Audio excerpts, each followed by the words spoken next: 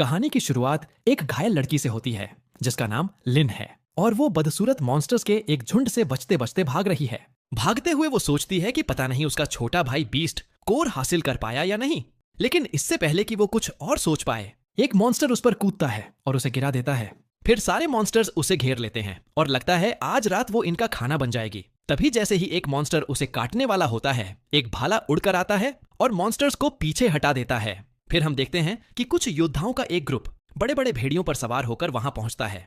उनका लीडर वुआंग अपने vice commander से कहता है कि वो खुद संभालेगा और फिर एक दमदार बर्फ वाला जादू कर देता है। सब लोग उस जवान लीडर को हैरानी से देखते रह जाते हैं जब वो उड़ने लगता है और पूरा हीरो वाला ऑरा ले लेता है और फिर बिल्कुल जीनू की तरह एक ही बार में उन सारे बदसूरत मॉन्स्टर्स को वन शॉट कर देता है। उसी रात हम देखते हैं कि वो जवान लीडर सपने में एक खूबसूरत औरत को देखता है जो उससे कहती है कि आज से तुम और मैं पति पत्नी हैं। लेकिन वुआंग कुछ पूछ पाता उससे पहले ही उसकी नींद टूट जाती है और सामने उसके वाइस कमांडर का मोटा सा चेहरा होता है। वो वुआंग से कहता है कि जो लड़की उन्होंने बचाई थी वो उससे मिलने का इंतजार कर रही है और पूछता है कि क्या उसे शावकों को खिला दें या कुछ, पर वो वुआंग उसे पागल कहकर रोकता है और सब उसके पास चल देते हैं। दूसरी तरफ लिन लीडर के सजावटी घर को देखकर सोचती है कि ये आदमी तो बहुत अमीर होगा। तभी वुआंग अंदर आता है, अपने सिंहासन पर बैठता है और लड़की को देखता है। उसे वो बहुत सुंदर लगती है तो वो उसके लिए एक आरामदायक कुर्सी मंगवाता है और लिन भी मन ही मन उसे देखकर वही सोचती है। वुआंग पूछता है कि क्या वो अपने छोटे भाई और बहन से मिल चुकी है। लिन हाँ कहती है और उनकी जान बचाने के लिए धन्यवाद देती है। लेकिन वुआंग पूछता है कि इतनी कमजोर होकर वो नॉर्दर्न वाइल्डरनेस में क्या कर रहे थे। लिन बताती है कि वो व्हाइट हॉफिंच नाम के अफवाह वाले पक्षी मॉन्स्टर का बीस्ट कोर ढूंढ रहे थे ताकि उनकी सेक्ट के ब्लीडर्स वाली बीमारी का इलाज हो सके।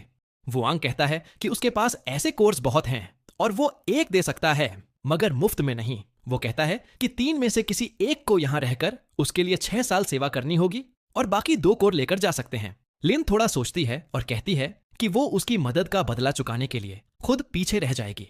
वुआंग मुस्कुराता है और कहता है कि उसके भाई बहन ने भी यही कहा था। फिर वो वाइस कमांडर को आदेश देता है कि छोटे भाई बहन को कोर के साथ जहाज से दक्षिण भेज दे और वो मन ही मन सोचता है कि लिन कितनी भोली लेकिन अच्छी है और तय करता है कि उसे 1-2 सबक भी सिखाएगा। इसके बाद वुआंग बताता है कि उसका नाम असल में चेंगबा है लेकिन उसने एक ताओइस्ट नाम वुआंग अपनाया है। फिर वो उसका नाम पूछता है। लीन कहती है कि वो तो बहुत साधारण है और बताती है कि वो बचपन से विन मून सेक्ट की मेंबर है और अपने मास्टर जॉर्डैंग के नीचे 30 साल से अभ्यास कर रही है। वो कहती है कि उनकी सेक्ट में कुछ शिष्य हैं, मगर वुआंग उसे बीच में काटकर कहता है कि वो तो एक छोटा सा गुमनाम सेक्ट है जिसमें कोई टैलेंट नहीं और उसकी उम्र बस 40 है। लिन कहती है कि उसके मास्टर ने कहा था कि कोर कंडेंसेशन स्टेज वाला छात्र 1000 साल जी सकता है, लेकिन वुआंग फिर से उसे बीच में रोकता है और कहता है कि उसे पता है इंसानी रियल में लोग 2 तरह की खेती पर ध्यान देते हैं, स्पिरिचुअल और फिजिकल। वो कहता है कि लिन का ब्लड काई बहुत कमजोर है, इसीलिए उसने स्पिरिचुअल रास्ता चुना, लेकिन वो अभी तक उड़ भी नहीं सकती, मतलब वो गोल्डन कोर स्टेज से भी नीचे है। ये सब सुनकर लिन शर्म से नीचे देखती है और मान लेती है कि वो ओरिजिन रिटर्निंग स्टेज में बस एक शुरुआती है और इससे वुआंग हंसकर उसे फिर से कमजोर कह देता है। लिन को बहुत गुस्सा आता है और वो पूछती है कि क्या वो सच में इतनी बेकार है। फिर वो अपनी दुख वाली उपलब्धियां गिनाने लगती है कि उसने 10 साल एल्केमी सीखी, फिर भी भट्टी ऐसे फोड़ देती है जैसे एक नूब। उसका टैलेंट तो एक नए स्टूडेंट से भी कम है और उसे अपने मास्टर के सामने क्यूट बनना भी नहीं आता। ये कहकर वो रोने लगती है और घुटनों पर गिरकर अपनी माँ को याद करती है। कहती है काश उसने माँ की बात मानी होती और मॉर्टल रियल में शादी कर ली होती। उसे ऐसे देखकर वुआंग घबरा जाता है और उसे संभालने की कोशिश करता है। वो वाइस कमांडर से कहता है कुछ करो, लेकिन वाइस कमांडर ये ड्यूटी एक गार्ड पर डाल देता है जो बोलता है कि वो पहले से शादीशुदा है और लिन के पास कोई संपत्ति भी नहीं है। ये सुनकर लिन की हालत और खराब हो जाती है और उसकी बेवकूफ आत्मा उसके मुंह से निकलने लगती है। वुआंग उठकर कहता है कि हर किसी की जिंदगी में नीचे वाले दिन आते हैं और लिन इतनी भी बुरी नहीं है। वो कहता है कि वो गारंटी नहीं दे सकता कि वो कितनी सुधरेगी, लेकिन अगर वो सही से उसकी सेवा करे तो कोई उसे नीची नजर से नहीं देख पाएगा। वाइस कमांडर भी कहता है कि वुआंग नॉर्दर्न वाइल्डरनेस का सबसे युवा सीनियर स्टार प्रीस्ट है और उसकी सेवा का मतलब उज्जवल भविष्य है। ये सुनकर लिन खुशी से उठती है, लेकिन वुआंग उसे दूरी रखने को कहता है और सब उसके कमरे की तरफ चल देते हैं। कमरे में जाकर लिन पूछती है कि क्या उन्हें ये सब सबके सामने ही करना होगा और सोचती है शायद उनकी ट्राइब में कोई अजीब रिचुअल है। फिर वो उतावली मछली की तरह कूदकर उसके बिस्तर में चली जाती है। वू वांग पूछता है वो क्या कर रही है और कहता है पहले बस उसका हाथ छू कर देखो। लेकिन जैसे ही लिन उसका हाथ छूती है उसके शरीर में जोरदार झटका दौड़ जाता है और वो गिर पड़ता है। बाद में उसी दिन वू वांग अपने घर के बाहर बैठा होता है और नीचे से उसे हाथ हिलाती सुंदरियों को देख रहा होता है। वो ठान लेता है कि अपनी इस अजीब बीमारी का इलाज वो किसी भी तरह ढूंढेगा। तभी लिन आकर उसके पास बैठती है और पूछती है क्या वो ठीक है। वू वांग उसे कहता है इस बारे में बात मत करो। फिर उंगलियां चटकाकर अपने आदमियों को बोलता है कि एक आरामदायक कुर्सी और कुछ मिठाइयां लगा दो। फिर वो लिन से कहता है कि सही समय आने पर वो इंसानी रियल्म जाना चाहता है और जब जब वो उसके साथ समय बिताएगी वो उसे इनाम देगा, लेकिन बदले में उसे इंसानी रियल्म और वहां के कल्टीवेशन तरीकों के बारे में सब बताना होगा। फिर वो उसे हे कहकर बुलाता है और कहता है कि दशकों से अभ्यास करने वाली को इंसानी कल्टीवेशन की बहुत जानकारी होगी। लिन मुंह फुलाकर कहती है उसका नाम हे नहीं है, लेकिन जब वो वांग पूछता है क्या बोली तो वो कह देती है कि लिटिल हे उसे सब बता देगी। इसके बाद लिन वू वांग के साथ अंदर जाती है। वू वांग उससे इंसानी कल्टीवेशन पर ढेर सारे सवाल पूछता है और उसके साथ अभ्यास शुरू कर देता है। वो अपने पागल टैलेंट से इतनी जल्दी सब सीखता है और इतने स्मार्ट सवाल पूछता है कि लिन का छोटा सा दिमाग घूम जाता है। जब वो उससे सब सीख लेता है तो वो कहता है अब हाथ छूकर उसे सुला दो और अगली दोपहर तक उसे जगाना। वो सो जाता है और लिन उसके सवालों का सही जवाब देने के लिए इंसानी कल्टीवेशन के सारे स्क्रोल्स पढ़ने लगती है, लेकिन खुद ही सो जाती है। अगले दिन वांग उसे जगाकर चिढ़ाता है कि लिटिल हे तो बहुत आलसी है। तभी उसका शरीर स्पिरिचुअल एनर्जी खींचने लगता है और लिन चौंक जाती है, लेकिन फिर उसका शरीर बिगड़ने लगता है। वो खून खांसता है और रुक जाता है। वो सोचता है कि कहीं उसकी स्टार समनिंग टेक्निक्स इंसानी कल्टीवेशन टेक्निक्स के साथ कंपैटिबल तो नहीं है। फिर वो सांस को ठीक करके अपने शरीर में काई के बहाव को रीसेट करने लगता है। आंखें बंद करते ही उसे अपनी माँ की आवाज सुनाई देती है जो स्टार टेम्पल से टेलीपैथी के जरिए बात कर रही होती है और पूछती है कि वो इंसानी कल्टीवेशन सीखने की कोशिश क्यों कर रहा है।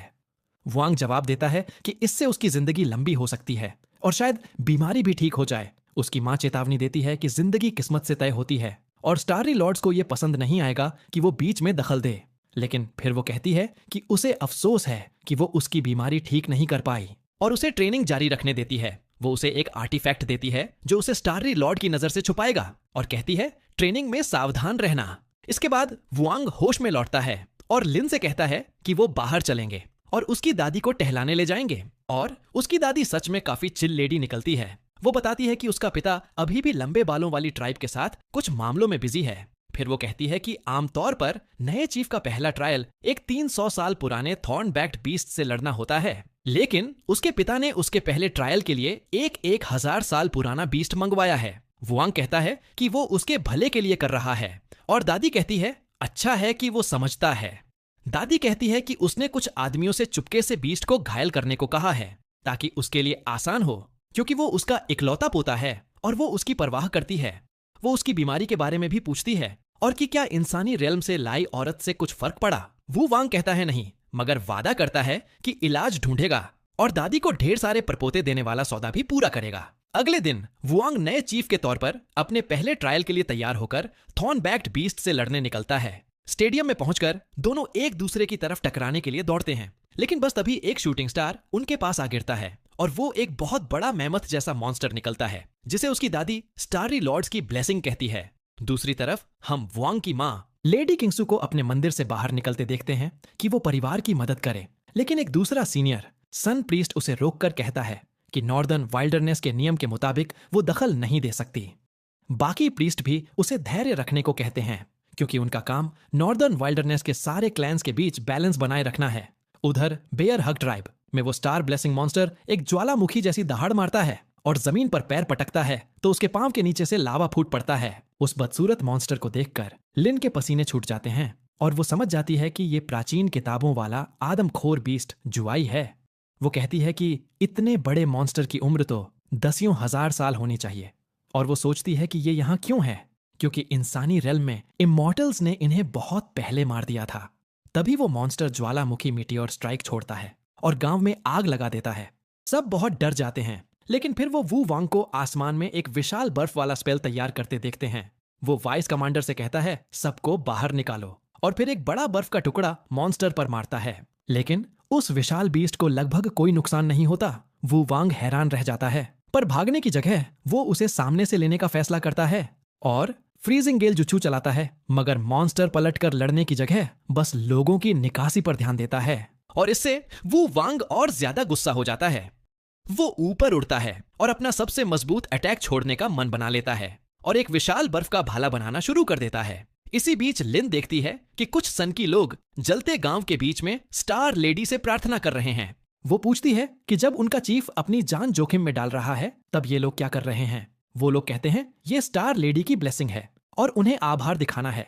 लिन सोचती है कि क्या ये सच में दिखने जितने ही बेवकूफ हैं। तभी वुआंग की दादी उसके पास आती है और अपना परिचय देती है कि वो उनकी ट्राइब की पूर्व चीफ प्रीस्ट है और वो लिन से कहती है उसे फ्रंट लाइन तक चुपके से ले चलो क्योंकि दूसरे प्रीस्ट उसे जाने नहीं देंगे। दादी कहती है कि बस वही इस मॉन्स्टर को रोक सकती है और वो अपने पोते की मदद करना चाहती है। लिन मान जाती है और बूढ़ी औरत को उस विशाल मॉन्स्टर की तरफ ले जाने लगती है। दूसरी तरफ वू वांग अपनी सीमा पर पहुंच जाता है और विशाल बर्फ का भाला बनाने में लड़खड़ाता है, लेकिन फिर वो अपने महान पूर्वज चक नॉरिस को याद करके खुद को संभालता है। वो सोचता है कि इतनी ऊंचाई से अगर वो भाला फेंकेगा तो टकराने से पहले पिघल जाएगा और मॉन्स्टर पर बस एक बड़ा सा शॉवर पड़ेगा। फिर वो हवा और बर्फ की स्टार समनिंग टेक्निक्स को मिलाने का फैसला करता है और हवा से बर्फ के भाले के चारों ओर एक इंसुलेटिंग परत बना देता है।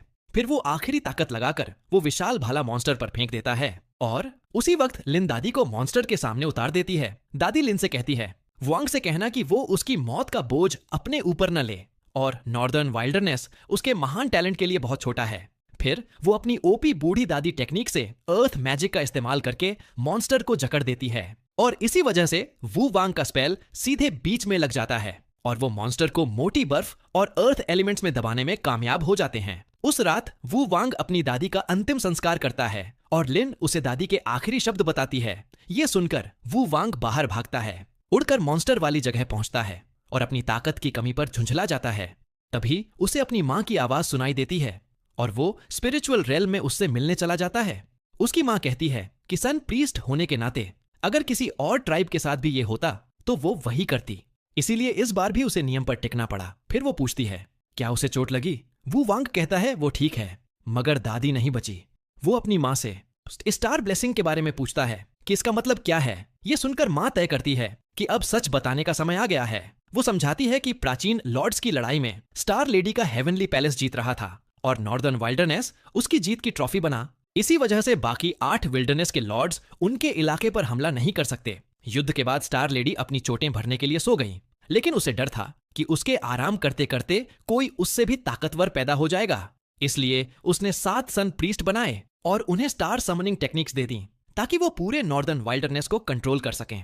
माँ कहती है कि जब भी स्टार लेडी को लगता है कि नॉर्दर्न वाइल्डरनेस की कोई ट्राइब इतनी मजबूत हो रही है कि बैलेंस बिगाड़ दे, तो वो अपने बालों से बना मॉन्स्टर भेज देती है ताकि वो उन्हें खत्म कर दे। ये सुनकर वुआंग पूछता है कि अगर बैलेंस बनाए रखने के लिए है तो क्या तब ट्रिगर होगा जब सारी ट्राइब्स एक साथ मजबूत हो जाएं। माँ कहती है वो पक्का नहीं कह सकती और सलाह देती है कि वो स्टार लेडी की इच्छा के खिलाफ न जाए क्योंकि वो इतना भी मजबूत नहीं कि उसे चुनौती दे सके। इसके बाद वुआंग फिजिकल रेल में लौटता है और कहता है कि अगर ये स्टार लेडी की ब्लेसिंग है तो उसे स्वीकार करना होगा। फिर वो गांव लौटकर मरे हुए लोगों का अंतिम संस्कार करता है और बताता है कि 1200 लोग मरे जबकि 3500 से ज्यादा लोग मॉन्स्टर से घायल हुए। वो कहता है कि अगर दादी की कुर्बानी न होती तो ये आंकड़े बहुत ज्यादा होते। बाकी प्रीस्ट उसे दिलासा देते हैं कि ये उसकी गलती नहीं और ये स्टार लेडी की ब्लेसिंग थी। ये सुनकर वोंग मुड़कर उनसे पूछता है कि क्या उन्होंने कभी सोचा है कि स्टार ब्लेसिंग हर 100 साल में क्यों होती है और हमेशा नॉर्दर्न इलाके की सबसे मजबूत ट्राइब को ही क्यों निशाना बनाती है। फिर वो स्टार ब्लेसिंग की एक बढ़िया सी कहानी बना देता है और कहता है कि स्टार लेडी नॉर्दर्न वाइल्डरनेस के सब लोगों से प्यार करती है, इसलिए वो सबसे मजबूत ट्राइब को परखने के लिए अपने मॉन्स्टर्स में से सबसे कमजोर मॉन्स्टर भेजती है। लेकिन सैकड़ों सालों से सब उसकी उम्मीदों पर खरे नहीं उतर पाए और कोई भी उस मॉन्स्टर को मार नहीं सका। वो कहता है कि इस बार वे दिखाएंगे कि वे उसकी ब्लेसिंग के काबिल हैं और इस चुनौती को पार करेंगे। और वो जोड़ देता है कि ये सब उसने अपनी दादी के आखिरी पलों की एनलाइटनमेंट से सीखा और इससे भीड़ जोश में आ जाती है।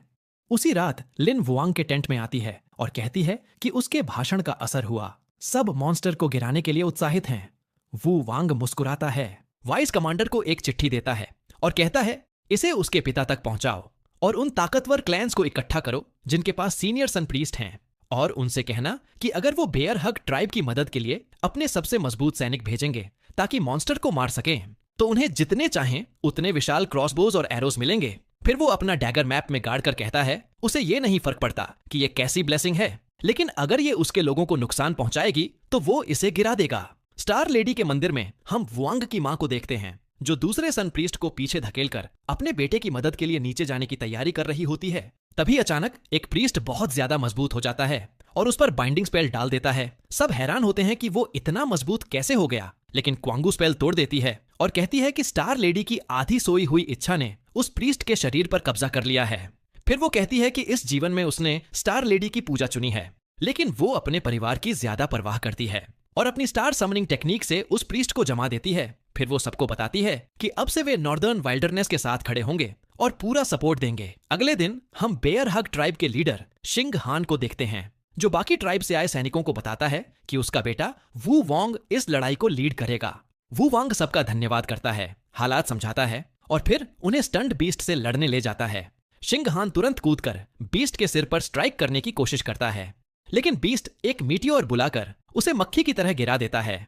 उसके बाद बिग वेव क्लैन का लीडर अपनी ताकत दिखाने के लिए कूदता है, लेकिन वो भी उसी तरह नीचे गिर जाता है, जिस पर शिंग हंसने लगता है। इसके बाद वो दोनों बेवकूफों की तरह उस मॉन्स्टर पर एक साथ हमला करने के लिए कूद पड़ते हैं। ऊपर से ये सब देखकर हीरो अपना माथा पीट लेता है और कहता है कि उन्हें इस पहले वार में ही ज्यादा से ज्यादा नुकसान पहुंचाना होगा ताकि बीस्ट उन पर वापस अटैक करना चाहे। उसी समय हीरो एक सीलिंग स्पेल तैयार करने लगता है और जैसे ही बीस्ट अपना विशाल आग वाला अटैक तैयार करता है, वो उस पर जादू कर देता है। वो सीलिंग स्पेल उस आग वाले स्पेल को वापस बीस्ट पर ही पलट देता है और हीरो इस मौके का फायदा उठाकर नीचे कूदता है। वो अपने आदमियों को आदेश देता है कि मॉन्स्टर को ताकतवर तीरों से मार गिराएं। वे लोग एक के बाद एक विशाल क्रॉसबो तीरों की बारिश कर देते हैं और आखिरकार उस मॉन्स्टर को नीचे गिराने में कामयाब हो जाते हैं। उस रात बाद में सभी लोग अपनी जीत का जश्न मनाने और हीरो की स्वर्गवासी दादी को सम्मान देने के लिए इकट्ठा होते हैं। यहाँ हीरो की मुलाकात बिग वेव क्लैन के लीडर के बेवकूफ बेटे जिंगशिन और उसकी माचो छोटी बहन से होती है, जो पहली नजर में ही हीरो के लिए पूरी तरह से पागल हो जाती है। अचानक हीरो का एक आदमी अंदर आता है और बताता है कि मॉन्स्टर के शरीर के साथ कुछ अजीब हुआ है और कहता है कि चीफ ने उसे देखने के लिए बुलाया है। हीरो तुरंत उस जगह पर भागता है और अपने पिता के साथ मॉन्स्टर की लाश देखने जाता है। पता चलता है कि बीस्ट का शरीर स्टार स्टोन की खदान में बदल गया है, जो नॉर्दर्न वाइल्डरनेस के सबसे कीमती संसाधनों में से एक है। चीफ उसे एक बड़ा सा टुकड़ा दिखाता है जो उन्होंने अभी निकाला था और कहता है कि सिर्फ इतना ही उनकी पूरी ट्राइब को पूरे 1 साल तक खिलाने के लिए काफी होगा। हीरो इस बारे में थोड़ी देर सोचता है और उसे लगता है कि क्या स्टार लेडी की ब्लेसिंग वाली जो कहानी उसने बनाई थी वो सच में एक ब्लेसिंग थी। अपनी माँ के साथ हुई पहले की बातचीत को याद करके वो अपने पिता से कहता है कि इस जानकारी को फैलने से रोक दें। वो पिता से कहता है कि अभी के लिए इस जगह को दफना दें और यहाँ निगरानी के लिए एक गार्ड स्टेशन बना दें। उसके पिता मुस्कुराते हैं और कहते हैं कि हीरो अपनी माँ की तरह ही स्मार्ट है और वापस जाते हुए कहते हैं कि वो वैसा ही करेंगे जैसा उसने कहा है। वापस अपने कमरे में हीरो नहा रही लिन से इस खोज के बारे में बात करता है। लिन पूछती है कि अगर वो एक बढ़िया शिकार का तरीका बना लें तो क्या वे इस स्टार ब्लेसिंग का फायदा नहीं उठा सकते। वो ये भी सोचती है कि अगर वो बीस्ट स्टार लेडी के बालों से बना है तो क्या होगा अगर उन्हें बहुत सारी ब्लेसिंग्स मिलें और वो बेचारी गंजे सिर के साथ उठे। तभी हीरो उसे चुप रहने को कहता है क्योंकि मोटा वाइस कमांडर अंदर आता है और यंग मास्टर के साथ बैठकर ड्रिंक का मजा लेने लगता है। वाइस कमांडर बताता है कि बाकी ट्राइब्स को मदद के लिए वादे के मुताबिक क्रॉसबो मिल गए हैं, लेकिन वो चिंता जताते हुए पूछता है कि उन्होंने इतनी जरूरी चीजें ऐसे क्यों बांट दी जैसे कोई ब्लैक फ्राइडे सेल चल रही हो। हीरो उसे जवाब देता है कि उसके जैसे बच्चे इस लॉजिक को नहीं समझेंगे और फिर उसे लंबे बालों वाली ट्राइब के बॉर्डर विवाद के बारे में पता चलता है। वो बड़ा आदमी गुस्से में उछल पड़ता है कि वो ट्राइब असल में उनके क्रॉसबो के पीछे थी और उन्हें सबक सिखाना चाहता है। हीरो उसे शांति की बातें करके शांत करता है, लेकिन फिर वाइस कमांडर एक और बम फोड़ता है और कहता है कि प्रीस्ट्स को किसी स्टार लेडी सेक्ट में शामिल होने का आदेश मिला है और उसे डर है कि वो सेक्ट उन पर हावी हो सकता है। हीरो शांत रहता है और कहता है कि उसने सब संभाल लिया है। वाइस कमांडर ये चिढ़ाते हुए चला जाता है कि बैंक्वेट में हीरो के पिता के पास उसके लिए एक सरप्राइज है, लेकिन वो ये नहीं बताता कि सरप्राइज क्या है, जिससे लगता है कि कुछ तो गड़बड़ है। जैसे ही हीरो मुड़ता है वो लिन की खूबसूरत फिगर देखकर हैरान रह जाता है, जो उसे डिमोनिक रास्ते की एक एडवांस टेक्निक देती है जो वो बाजार से लाई थी। हीरो तुरंत खुश हो जाता है, लेकिन लड़की से पूछता है कि उसने इस पर कितने पैसे खर्च किए। लिन बताती है कि सेल्समैन ने इसे कैसे बेचा था। इससे हीरो को किताब में एक नजर डालने का मन करता है, लेकिन अंदर क्या है ये देखते ही वो तुरंत किताब बंद कर देता है, क्योंकि उस बहुत ही भोली लड़की ने अनजाने में सफल शादी की टेक्निक्स पर एक किताब खरीद ली थी। हीरो महल से बाहर कदम रखता है और उसे चिढ़ाता है कि क्या वो शादी करने के लिए इतनी उतावली है। जब लिन को अपनी गलती का एहसास होता है तो उसका चेहरा शर्म से लाल हो जाता है और वो अपना सिर दीवार पर मारती है, जिससे पूरा घर हिल जाता है। हीरो उस समारोह में जाता है जहां वाइस कमांडर और एक और आदमी उसके पिता के सामने उसकी तारीफों के पुल बांध रहे होते हैं। चीफ एक प्राउड पिता वाला पल महसूस करता है, लेकिन फिर बातचीत एक ज्यादा गंभीर मामले पर आ जाती है। वे चर्चा करते हैं कि हीरो को अपनी हालत के लिए इलाज की जरूरत है, क्योंकि वो 18 साल का होने वाला है। इस बात की चिंता बढ़ जाती है कि शायद वो अपनी शादी के अगले दिन ही ना उठे। जब वे उन सभी समस्याओं के बारे में सोचते हैं जो यंग मास्टर के वारिस पैदा न कर पाने पर हो सकती हैं, तो डैडी खड़े होकर शेखी बघारने लगते हैं कि कैसे उन्होंने अपने बेटे के लिए इतनी सारी लड़कियां ढूंढ लीं, जो उनके खुद के स्वर्गवासी पिता ने भी कभी नहीं किया था। अपनी पत्नी की बुराई करते हुए वो अपनी बात पूरी कर पाते उससे पहले ही वो बर्फ में जम जाते हैं। ये देखकर कि लेडी कांग सू उनके ठीक पीछे खड़ी हैं, हीरो चिढ़ जाता है और सोचता है कि उसे ऐसे पिता कैसे मिल गए, और फिर वो अपनी माँ को उसे जाने देने के लिए मनाने लगता है। वो आह भरती है, लेकिन उसे ये चेतावनी देकर छोड़ देती है कि वो उसके बेटे पर थोड़ा रहम खाए। चीफ गुलामों के बाजार से आई अजीब और राक्षसी लड़कियों की एक लाइन पेश करता है। हीरो को कोई दिलचस्पी नहीं होती, लेकिन अपने पिता के जोर देने पर वो बिना मन के हाथ बढ़ाता है, ये उम्मीद करते हुए कि किस्मत ने आखिरकार उसके लिए एक दुल्हन चुन ली है। लेकिन उसे सिर्फ निराशा मिलती है। वो बार बार कोशिश करता है और हर नाकामी उसके धैर्य का इम्तिहान लेती है। जब वो हार मानने ही वाला होता है, तभी उसकी नजर युशिकी स्टेट ऑफ विचक्राफ्ट की एक अनाम औरत पर पड़ती है। बिना सोचे वो अपनी माँ से कहता है कि इसे गुलाम के रूप में रख लो और बाकी सबको हटा दो। सीन बदलता है और वो गुलाम लड़की, जो असल में एक हत्यारे द्वारा कंट्रोल की जा रही कठपुतली है, उसके मन में हत्या के इरादे हैं और वो इस मौके का फायदा उठाना चाहती है। लेकिन उसकी किस्मत खराब होती है, क्योंकि लिन नई गुलाम लड़की को ढूंढते हुए वहां आ जाती है। हीरो को जाहिर तौर पर उसके बारे में कुछ पता है और वो लिन को आदेश देता है कि वो उसे रात के लिए अंदर ले जाए। लिन गुलाम को अपने कमरे में ले जाती है और उसे नहाने के लिए कहती है। वो हत्यारी चिढ़ जाती है कि उसके साथ बच्चे जैसा बर्ताव हो रहा है और सोचती है कि इंसानी रेल्म की कोई लड़की यहाँ क्या कर रही है। अचानक लिन एक चमकता हुआ नीला घेरा बनाती है, जिससे हत्यारी को शक होता है। लिन आसानी से बताती है कि ये सिर्फ साउंड प्रूफिंग के लिए है। फिर वो पूछती है कि क्या युशिकी में बहुत सी चुड़ैलें हैं और क्या उसे कोई ऐसी भयानक टेक्निक पता है जो इंसानों को बिना दिमाग की कठपुतली बना दे। हत्यारी घबराने लगती है और कंफ्यूज हो जाती है कि क्या उसका भेष पहले ही पकड़ा जा चुका है। तभी लिन की नजर उसकी गर्दन के पीछे एक निशान पर पड़ती है और वो उसके बारे में पूछती है, लेकिन जल्दी से बात बदलकर मुड़ जाती है ताकि वो नहा सके। हत्यारी को एक बार फिर जाल का शक होता है। जब लिन किताब लेने जाती है तो हत्यारी को डर लगता है कि शायद उसने सांप वाली इमॉर्टल सील खोज ली है। कठपुतली बनाने वाली हत्यारी को एहसास होता है कि यंग मास्टर ने उनकी साजिश का पर्दाफाश कर दिया है और वो जल्दी से जंगल में छिपे अपने आदमियों को इकट्ठा करती है ताकि जब तक वे भाग सकते हैं भाग जाएं। वो अपनी कठपुतली को लिन पर हमला करने भेजती है और उसे चकमा दे देती है। लिन अपनी ब्लेड तक पहुंचने की कोशिश करती है, लेकिन वो माइंड कंट्रोल वाली कठपुतली उसे दूर कर देती है और उस पर अटैक करने के लिए तैयार हो जाती है। जैसे ही लिन को चोट लगने वाली होती है, हीरो प्रकट होता है और अपने हाथ के एक इशारे से उस गुलाम को जमा देता है। वो उसका मजाक उड़ाता है कि वो मिड कोर कंडेंसेशन स्टेज पर होने के बावजूद इतनी कमजोर है। लिन उस पर गुस्सा होती है और कहती है कि उसे यह सब पहले से पता था। हीरो समझाता है कि उसने हत्यारे को बेनकाब करने के लिए लिन की मासूमियत का इस्तेमाल किया। फिर वो एक चमकते गोले से स्टार समनिंग स्पेल करता है, जिससे एक बॉव चलाने वाली स्पिरिट लेडी आ जाती है। वो भागते हुए हथियारों पर बर्फीले तीरों की बारिश कर देती है और अगले ही पल वो खौफनाक बाउंटी हत्यारे पकड़े जाते हैं और उनकी लीडर को यंग मास्टर के सामने पेश किया जाता है। वो पहले विरोध करती है, लेकिन जब हीरो उसे मौत की सजा सुनाता है तो वो अपनी जान की भीख मांगने लगती है।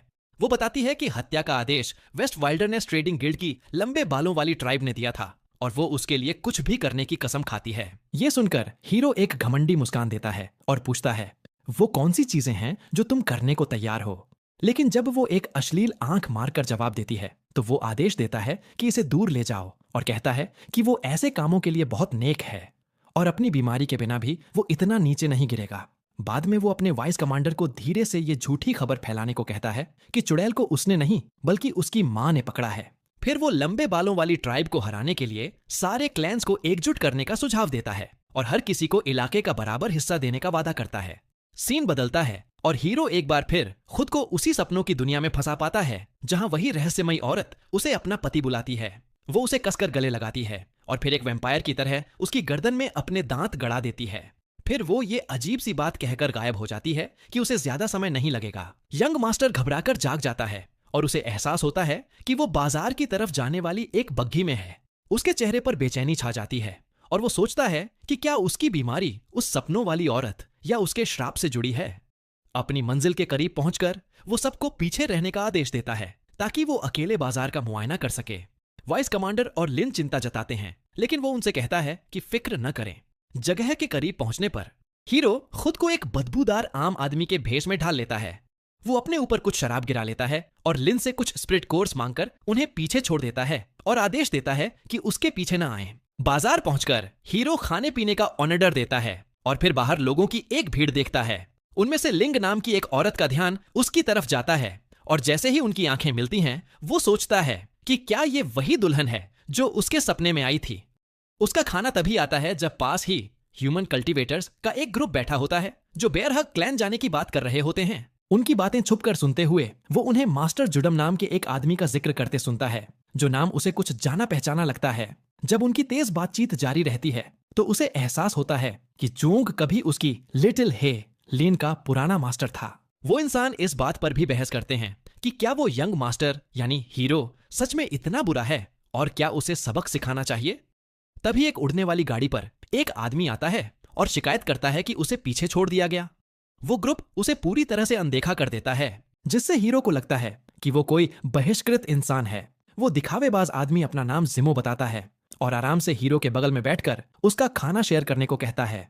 जिमो टेलीपैथी का इस्तेमाल करके उसे पलक झपकाकर जवाब देने को कहता है और उसके सहयोग के लिए कुछ पैसे भी देता है। उसके खेल में साथ देते हुए हीरो अपना नाम हुदय बताता है और जल्दी ही समझ जाता है कि जिमो मजे करने के लिए औरतों को ढूंढ रहा है।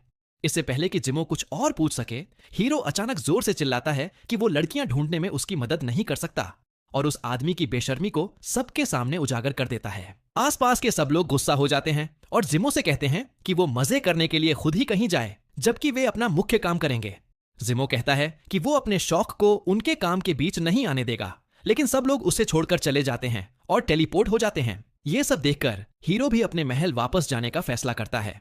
इस बीच इंसानी शिकारी जो बिग वेव क्लैन के लीडर को खुश करने में नाकाम रहे थे, अब अपनी नजरें बेयर हग क्लैन पर टिकाते हैं ताकि उनका अच्छा स्वागत हो।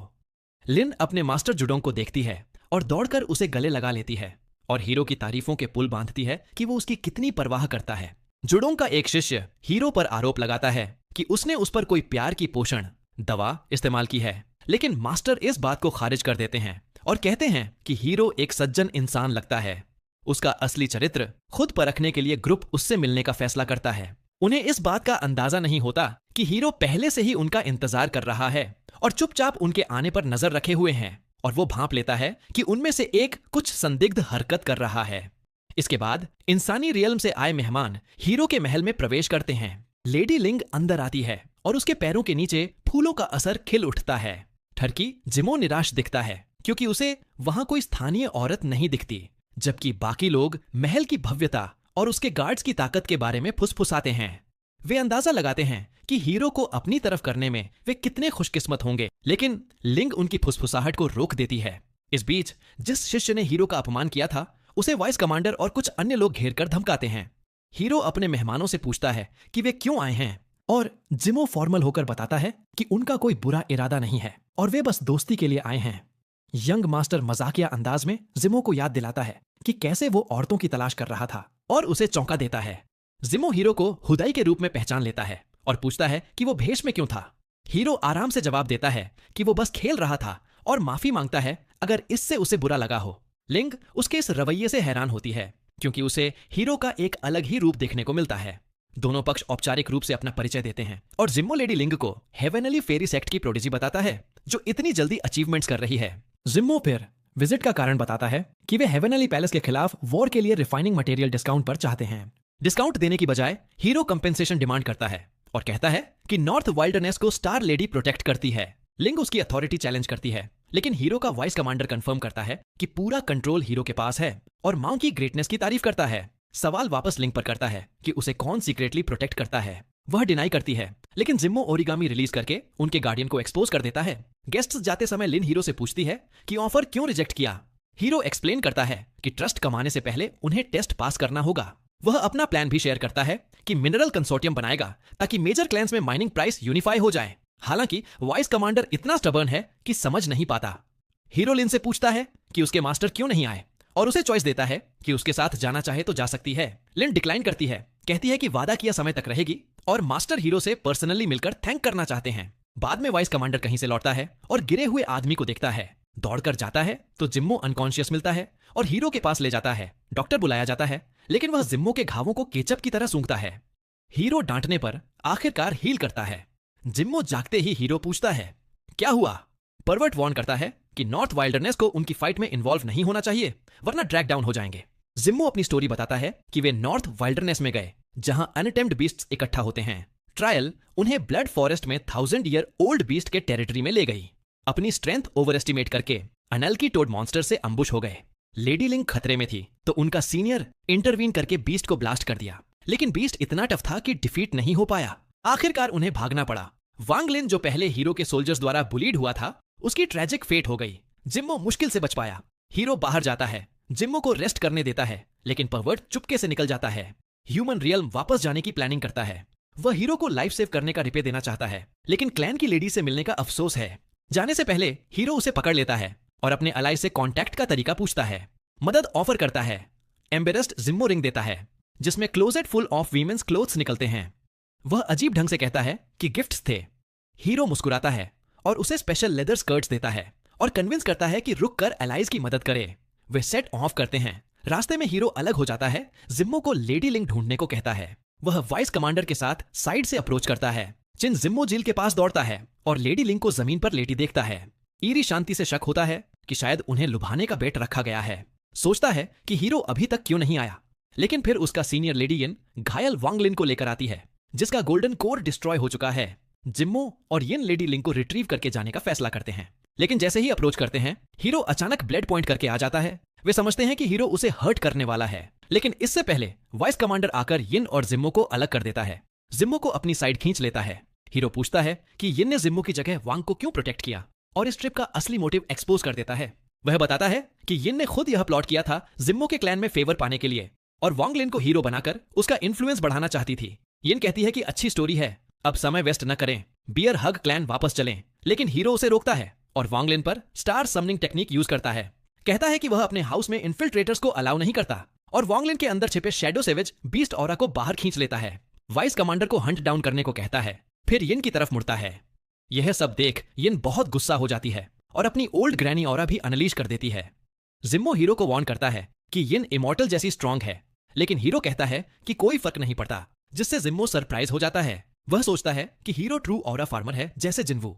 फिर हीरो आगे बढ़ता है और अपना परम टेक्निक को इस्तेमाल करते हुए वो अपनी माँ को पुकारता है और उनसे बचाने को कहता है। यंग मास्टर की मम्मी और उनकी शक्तियों से अनजान लेडी यिन अपनी टेक्निक दिखाती है, लेकिन तभी आसमान से कांगू उसे मार गिराता है और वो अपने सारे ऑरा पॉइंट्स खो बैठती है और हैरान होती है कि उसके जैसा एक जवान लड़का उसके साथ ऐसा कैसे कर सकता है। इसके बाद हीरो लेडी लिंक को हील करता है और जिमो से कहता है कि वो उस बुढ़िया को भी हील करे। दूसरी तरफ वाइस कमांडर उस बदसूरत मेंढक वाले मॉन्स्टर के साथ बुरी तरह लड़ रहा होता है और हवा में ही उसकी जीभ पकड़कर उसे जमकर पीटता है। हीरो उस जीभ से एक हल्की सी इंसानी गंध महसूस करता है और उस पर कड़ी नजर रखता है। इस बीच जिमो लेडियन पर काबू पाने की कोशिश करता है, जबकि हीरो वॉन्ग का सामना करता है, जो अचानक उठ खड़ा होता है और एक पल में खुद को हील कर लेता है।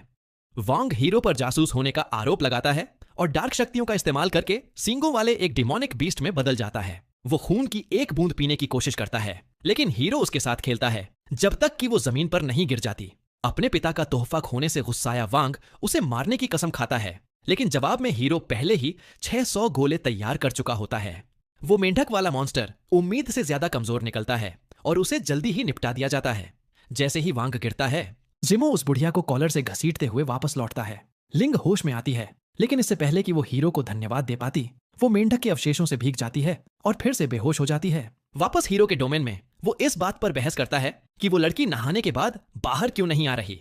तभी लिंग शर्माते हुए बाहर आती है, यंग मास्टर को धन्यवाद देती है और अपने पीछे फूलों की पंखुड़ियों की एक पगडंडी छोड़ते हुए गायब हो जाती है। जिमो मुस्कुराता है और हीरो से कहता है कि वो बहुत खुशकिस्मत है जो उन कुछ लोगों में से है जिन्हें उसने कभी धन्यवाद दिया हो। फिर वो ये कहकर जाने की तैयारी करता है कि उसे वापस जाकर रिपोर्ट करनी है। अलग होने से पहले दोनों के बीच दोस्ती का एक पल आता है और हीरो कुछ हीलिंग पिल्स के बदले अपने मिनरल्स का सौदा कर लेता है। जब हीरो इंसानी रियल्म के लिए निकलने की तैयारी करता है तो उसका वाइस कमांडर साथ चलने की जिद करता है और उसे चिढ़ाता है कि अगर किसी लड़की ने उसे छू लिया तो वो बेहोश हो जाएगा। उसे गलत साबित करने के लिए हीरो लिन से उसे छूने को कहता है और इस बार झटका लगने की जगह वो एक ऐसी टेक्निक एक्टिवेट करता है जो उसे बर्फीले कवच में ढक लेती है। तभी उसकी नजर अपने पिता पर पड़ती है जो उदास चेहरे से उसे देख रहे होते हैं। बेटे के जाने से दुखी होकर बूढ़ा आदमी उसे एक सोर्ड देता है और कहता है कि उसकी और उसकी मां की बस यही ख्वाहिश है कि वो सुरक्षित वापस लौटे। जब जिमो अपने जहाज पर इंसानी रियल्म के लिए निकलता है तो उसका मास्टर अंधेरे से बाहर आता है और 10 इविल हॉल के जासूस का पर्दाफाश करने के लिए उसकी तारीफ करता है और कहता है कि वो हाउस में सब कुछ रिपोर्ट करेगा और आगे के फैसले एल्डर्स लेंगे। इसके बाद वो गायब हो जाता है और जिमो लिन की तरफ मुड़ता है जो कहती है कि उन्हें बचाने के लिए उन्हें हीरो का एहसानमंद होना चाहिए। वो कहती है कि उसने उनके साथ सिर्फ ईमानदारी दिखाई है और जिमो भी ये बात मानता है। लेकिन फिर वो कहता है कि हीरो शायद अभी अपने गोले से उन्हें देख रहा होगा और हम सीन से बाहर आते हैं तो देखते हैं कि हीरो सच में अपने कमरे से उन्हें देख रहा होता है। उसकी माँ पेंडेंट के जरिए बात करती है और कहती है कि उसे इस बात की चिंता है कि वो उलझे हुए इंसानी रेल में जा रहा है। वो उसे तसल्ली देता है और कहता है कि वो खतरे समझता है लेकिन दुनिया बहुत बड़ी है और इसे एक्सप्लोर करने में मजा आता है। तभी लिन उसके लिए कुछ स्नैक्स लेकर आती है। हीरो उससे कहता है कि उसे इतनी तकलीफ उठाने की जरूरत नहीं थी लेकिन वो जिद करती है और कहती है कि वो कम से कम इतना तो कर ही सकती है। अगली सुबह हीरो बाहर आकर अंगड़ाई लेता है और आसपास के नजारों से खुश हो जाता है। वो लिन को भी ये नजारा दिखाने के लिए उसके कमरे की तरफ भागता है लेकिन तभी रुक जाता है जब वो उसके मास्टर को उसे सलाह देते हुए सुनता है कि वो यंग मास्टर के साथ कपल कैसे बने क्योंकि वो हमेशा बस एक नौकरानी बनकर नहीं रह सकती। लिन बहस करने की कोशिश करती है और बहाने ढूंढती है लेकिन आखिर में सबसे बेकार बहाना बना देती है कि हीरो को औरतों में कोई दिलचस्पी नहीं है। पुराना मास्टर शक करने लगता है और हर तरह की बातें सोचने लगता है जबकि बाहर खड़ा हीरो गुस्से से लाल हो जाता है। दोपहर तक जहाज का क्रू ब्रेक का ऐलान करता है। हीरो ताजी हवा के लिए पास के एक गांव में जाता है और देखता है कि वहां के मिनरल्स उसके घर वालों जैसे ही हैं। जब वो चारों ओर देखता है तो उसकी नजर एक सेल्समैन पर पड़ती है जो उसे घूर रहा होता है। हीरो सोचता है कि क्या ये आदमी 4 सीज हाउस का कोई शिष्य है, लेकिन इससे पहले कि वो वहां से जा पाता सेल्समैन उसके सामने आ जाता है और औरतों की बीमारियों का इलाज उसके चेहरे के सामने कर देता है। हीरो पूछता है कि उसे ये क्यों दिखाया जा रहा है और सेल्समैन को एहसास होता है कि उसने गलती से मर्दों के इलाज वाली गाइड की जगह औरतों वाली गाइड उठा ली थी। हीरो उसका मजाक उड़ाते हुए कहता है कि वो एक नौसिखिया है और उसे अपने कपड़ों और प्रोफेशनलिज्म में काफी सुधार करने की जरूरत है। वो उस आदमी को कुछ पैसे फेंकता है, उसे इन्वेस्टमेंट कहता है और वहां से चला जाता है। जैसे ही जहाज रवाना होता है वो बूढ़ा आदमी चुपके से जहाज पर चढ़ जाता है और किसी निंजा की तरह हीरो के कमरे में घुस जाता है। हीरो को हैरानी होती है कि वो आदमी बिल्कुल सही से जानता है कि वो कौन है। मुस्कुराते हुए वो आंख मारता है और दावा करता है कि अगर वो अपनी बीमारी का इलाज चाहता है तो वो हीरो का आत्मविश्वास वापस ला सकता है। वो खुद को एक डॉक्टर बताता है और शेखी बघाड़ता है कि उसके शिष्य भी 600 साल से ज्यादा जी चुके हैं। ये समझकर कि वो बूढ़ा उसे सिर्फ उसकी सो कॉल्ड बीमारी के इलाज के लिए ढूंढ रहा था, हीरो उत्सुकता से अपना हाथ आगे बढ़ाता है और किसी भी एक्सपेरिमेंट के लिए तैयार हो जाता है, बशर्ते वो ठीक हो जाए। जैसे ही लिन अपने मास्टर से कहती है कि वो हीरो को चाय देने जा रही है, उसका मास्टर उसे रोकता है और बताता है कि जहाज पर एक मेहमान है जिसके करीब उसे नहीं जाना चाहिए। चेतावनी को अनसुना करके लिन बाहर कदम रखती है और देखती है कि हीरो पहले से ही उसके साथ खड़ा है। एक पल में वो पुराना हॉटशॉट उसे सुला देता है। वो आराम से दावा करता है कि उसने एक खास पिल से बस उसकी एफिनिटी बढ़ाई है। बिना कोई और पल बर्बाद किए वो हीरो को पकड़ता है और उन्हें किसी दूर की जगह पर टेलीपोर्ट कर देता है, जिससे यंग मास्टर की उत्सुकता और बढ़ जाती है। वहां वो बूढ़ा आखिरकार अपना नाम लियोनिन बताता है। नाम सुनकर हीरो कहता है कि वो लगभग उसे मेडिसिन का महान सम्राट शेनोंग समझ बैठा था, लेकिन इससे पहले कि वो बात पूरी कर पाता लियोनिन एक अनचाहा सच बताता है कि वो सच में शेनोंग है, वही शासक जिसने पिछले 8000 सालों से इंसानों पर राज किया है। लियोनिन हीरो को अपने साधारण से घर में ले जाता है और उसके साथ खाने बैठता है।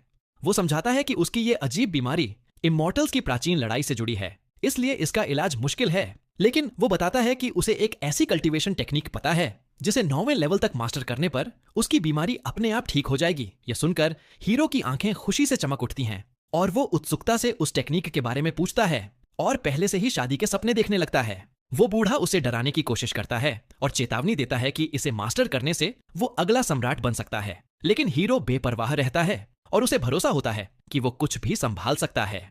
उसका पक्का इरादा देखकर लैनचिन यान सम्राट का डिक्री निकालता है और कहता है कि अगर वो 1 महीने के अंदर इसकी मंजूरी पाले तो वो इसे अपना बना सकता है। सीन बदलता है। हीरो ऐसे ट्रेनिंग कर रहा होता है जैसे उसकी जिंदगी इसी पर टिकी हो। वो यान सम्राट के डिक्री के पहले ट्रायल को पार करता है जिसमें उसे बिना मैजिक के 100 पेड़ काटने होते हैं। वो इसे बच्चों का खेल समझता है और रात होने तक बिना थके काम करता है। डिक्री फिर एक काला गोला दिखाती है और उसे खाने के बाद वो खुद में एक नई ऊर्जा महसूस करता है। अगले चैलेंज के लिए तैयार। दूसरा ट्रायल आता है जिसमें उसे बिना स्टार टेक्निक्स के तूफान सहने वाली एक इंसानी झोपड़ी बनानी होती है। वो इसे भी पूरी मेहनत से करता है और दिनों तक काम करके आधे महीने में पूरा कर लेता है। यह जानकर कि उसमें बढ़ई वाला छुपा हुआ टैलेंट है, वो खुशी मना ही रहा होता है कि तीसरा ट्रायल उसे एक झरने के पास ले जाता है जहां उसे पानी का रास्ता अपनी झोपड़ी की तरफ मोड़ना होता है। यह काम उसे आसान लगता है और वो इसे बाकी आधे महीने में पूरा कर लेता है। चौथा ट्रायल तो उसे मजाक लगता है क्योंकि उसे बस पुराने घर का सामान नए घर में ले जाना होता है और उसे सही से लगाना होता है, जिसे वो माइग्रेशन का सबसे बड़ा चैलेंज कहता है। हंसते हुए वो इसे रात तक पूरा कर लेता है और यान सम्राट का डिक्री मिलने की खुशी मनाता है।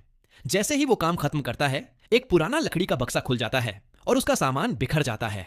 उस कचरे के बीच हीरो को एक लकड़ी की तख्ती दिखती है जो बिल्कुल उसके चैलेंज वाली तख्ती जैसी होती है और उसे समझ आ जाता है कि उसके साथ धोखा हुआ है और डिक्री बस एक दिखावा था। जैसे जैसे उसका गुस्सा बढ़ता है, वो बूढ़ा लियोनशिन हंसते हुए आता है और गुस्से से भरा हीरो जंगल में उसका पीछा करता है। अगली सुबह वो सो कॉलेड डिक्री फिर से हीरो के सामने आ जाती है और बताती है कि पिछले ट्रायल बस एक मजाक थे और असली ट्रायल अब शुरू होने वाला है। गुस्से में आग बबूला हीरो उस बूढ़े पर भड़कता है जिसने उससे इतनी सारी मुफ्त मजदूरी करवाई, लेकिन वो जानता है कि वो उससे लड़ने के लिए बहुत कमजोर है। जब वो आग के पास उदास बैठा होता है तो गलती से खुद को जला लेता है, जिससे लियोनिन जोर जोर से हंसने लगता है। वो बूढ़ा उस सोकॉलेड टेक्निक के 8वें लेवल तक पहुंचने और सिर्फ 100 साल की उम्र में इमॉर्टल बनने की शेखी बघाड़ता है। हीरो उसकी उम्र का मजाक उड़ाता है और उसे सबक सिखाने के लिए लियोनिन उसके पीछे तूफानी बादल बुला लेता है। हालांकि हीरो थका हुआ होता है, फिर भी वो पीछे हटने से मना कर देता है और उस बूढ़े से बदला लेने की ठान लेता है। उसी दिन बाद में हीरो लियोनिन को कुछ आइस्ड टी देता है जिसे वो बूढ़ा बिना कुछ सोचे पी लेता है और तभी हीरो खुशी से बताता है कि उसने इसे शौचालय की टाइल्स वाले सामान से बनाया है और फिर उड़ जाता है, ये सोचकर कि वो बच गया है। हीरो भागता है लेकिन वो बूढ़ा उसके पीछे दौड़ पड़ता है और उनके चूहे बिल्ली का खेल चालू रहता है। पकड़ने के बाद लियोनशिन उसे कुछ कल्टीवेशन पिल्स देता है और दावा करता है कि इंसानियत का भविष्य उसके कंधों पर है। जब हीरो पूछता है कि उसने ऐसा कितने लोगों से कहा है तो लैनचिन मान लेता है कि उसे गिनती ही याद नहीं है। हीरो जल्दी से पिल्स निगल लेता है और उसे एहसास होता है कि उस बूढ़े ने उसे फिर से बेवकूफ बनाया है, जो मजाक में कहता है कि वो लगभग हीरो की बीमारी के बारे में भूल ही गया था। लियोनिन उसे एक और पिल देता है और एक बार फिर हीरो इलाज की उम्मीद में उसे खा लेता है। इस बीच लिन हीरो का इंतजार करती है और अपने मास्टर से पूछती है कि वो कब वापस आएगा। वापस लियोनिन की जगह पर हीरो उस बूढ़े के साथ खड़ी ट्रेनिंग करता है जो इसका कुछ ज्यादा ही मजा ले रहा होता है। चिढ़कर हीरो सुझाव देता है कि उन्हें एक दूसरे को गंभीरता से लेना चाहिए और फिर दोनों उन बहुत सारे जालों का खुलासा करते हैं जो उन्होंने एक दूसरे के लिए छिपा रखे थे। लैनचिन फिर सम्राट के कर्तव्यों की शेखी बघाड़ता है और उनके महत्व पर जोर देता है। हीरो इस बात से बिल्कुल इंप्रेस नहीं होता और पूछता है कि क्या एक सम्राट को यहाँ समय बर्बाद करना चाहिए, और वो इमॉर्टल्स के बारे में पूछता है कि क्या वे सच में हमेशा जीते हैं। लियोनिन समझाता है कि इमॉर्टल्स दांव के साथ पैदा होते हैं जो उन्हें हमेशा की जिंदगी देता है। जब हीरो पूछता है कि उसे कब तक रुकना होगा तो लियोनिन बताता है कि उसे कोर कंडेंसेशन स्टेज और टेक्निक के तीसरे लेवल तक पहुंचना होगा, इससे पहले कि वो ताकतवर लकड़ी की तख्ती उसके अंदर जाए और उसे एक बार आध्यात्मिक मौत से बचा ले। वो फिर कहता है कि हीरो को दक्षिण में एक औरतों के देश में भेजा जाएगा और वो चाहे तो अपनी शक्तियों से उनकी मदद करना चुन सकता है। वापस हॉल में हीरो देखता है कि वो बूढ़ा अपने मंत्रियों को बुलाता है और अपनी उम्र बढ़ाने के तरीके पर चर्चा करता है। जब वे चले जाते हैं तो हीरो पूछता है कि उसके पास कितने साल बचे हैं, जिस पर लियोनिन आराम से जवाब देता है कि उसके पास अभी भी 300 से ज्यादा साल हैं। बात बदलते हुए वो बूढ़ा उसे 10 इविल सेक्ट से सावधान रहने को कहता है और उनके खतरे पर जोर देता है। हीरो पूछता है कि क्या कोई अपनी आत्मा के जरिए बुराई महसूस कर सकता है, और जब वो बताता है कि उसने पहले अपनी टेक्निक का इस्तेमाल करके किसी बुरे इंसान को पहचाना था तो लियोनिन खुश होकर उसे उस सेक्ट की जांच का काम सौंप देता है। फिर वो 2 अंगूठियां पेश करता है और हीरो को एक चुनने को कहता है। थोड़ी चापलूसी करके हीरो दोनों ले लेता है। आखिरी काम के रूप में वो बूढ़ा उसे बाहर फेंक देता है और विदाई के तोहफे के रूप में टेक्निक को उसके अंदर डाल देता है और उसे 9वें लेवल तक कल्टीवेट करने को कहता है। हवा में उड़ता हुआ हीरो अचानक खुद को पानी में डूबता हुआ पाता है। हीरो खुद को एक महिला द्वारा औरतों के देश ले जाता हुआ पाता है जो उसके लुक्स पर फिदा होती है और पता चलता है कि वो फैंग है जो फर्स्ट रैंकिंग जनरल है। पिछली रात अपने मास्टर द्वारा फेंके जाने के बाद वो गलती से उसके नहाने की जगह पर गिर गया था और ये कहकर आराम से बाहर निकल गया था कि ये एक गलत फहमी थी। जैसे ही वो बाहर निकला, महिला सैनिकों के एक समूह ने तुरंत उस पर हथियार तान लिए, लेकिन फैंग जो अब पूरे कवच में थी आई और उन्हें अपनी बो नीचे करने का आदेश दिया। वो कहती है कि उन्होंने 100 साल में पहली बार कोई आदमी देखा है, लेकिन उसके गार्ड्स जिन्होंने पहले कभी कोई आदमी नहीं देखा था, ये मानने से इनकार कर देते हैं कि हीरो उनसे कुछ अलग है। जैसे ही फैंग पास आती है, अपनी बीमारी की वजह से हीरो तुरंत पीछे कूदता है और उसे करीब न आने की चेतावनी देता है। फिर वो उसे ड्यूल के लिए चुनौती देता है और कहता है कि हारने वाले को जीतने वाले की मांगे माननी पड़ेंगी। फैंग उसे अपनी रानी को पेश करने की सोचकर चुनौती मान लेती है और उसे झट से हरा देती है। हीरो, जिसने अपनी स्टार समनिंग टेक्निक्स का इस्तेमाल नहीं किया था, उनके बिना कुछ नहीं कर पाता। एक तोहफे की तरह बर्ताव किए जाने का ख्याल उसे डराता है, जिससे वो पश्चिमी डिवाइन वाइल्डरनेस के यंग मास्टर के रूप में अपनी असली पहचान बताता है। जल्द ही वो खुद को एक बग्घी में पाता है जिसे रानी से मिलने के लिए ले जाया जा रहा होता है। रानी से मिलने के रास्ते में फैंग उत्सुकता से हीरो से पूछती है कि क्या पुरुष बच्चे पैदा कर सकते हैं, जिस पर वो उसकी गलत फहमियों को दूर करता है। फिर वो समझाती है कि औरतों के देश में बिना छुई गई महिलाएं एक दिव्य कुंड में नहाकर जन्म दे सकती हैं, लेकिन सिर्फ बच्चियों को। हीरो को यह भी पता चलता है कि पूरी जगह एक विशाल बैरियर से सील है जो किसी को भी बाहर जाने से रोकता है, जिससे वो सोचता है कि क्या कोई बाहर निकलने का रास्ता है। जब वे कुछ मूर्तियों के पास से गुजरते हैं तो उसे एक डार्क ऑरा महसूस होता है और उसे एहसास होता है कि वे उतनी बेजान नहीं हैं जितनी दिखती हैं। जैसे ही वे रानी के महल के करीब पहुंचते हैं, एक सैनिक फैंग के पास आता है और उसे जनरल कहकर बुलाता है। वो बताती है कि रानी से मिलने का अनुरोध मंजूर हो गया है और एक घुसपैठिए की भी रिपोर्ट देती है जिसने उनके इलाके में घुसकर उनकी 16 महिलाओं को गिरा दिया था। जब वे महल में प्रवेश करते हैं तो एक शानदार परफॉर्मेंस के साथ उनका स्वागत किया जाता है, लेकिन तभी हीरो की नजर दूर लटके हुए एक आदमी पर पड़ती है। पास से देखने पर पता चलता है कि वो कोई और नहीं बल्कि ठरकी जिमो है, जो फिर से औरतों को ढूंढ रहा था और पकड़ा गया। जिमो हीरो से मदद मांगता है, लेकिन हीरो उसे अनसुना कर देता है और गार्ड से पूछता है कि क्या ये वही है जिसके वे 1000 टुकड़े करना चाहते थे, और उसे प्रताड़ित करने के और भी तरीके सुझाने लगता है। हीरो को वहां लेडी लिंग भी मिलती है और पता चलता है कि वो ठरकी 3 दिन पहले आए थे।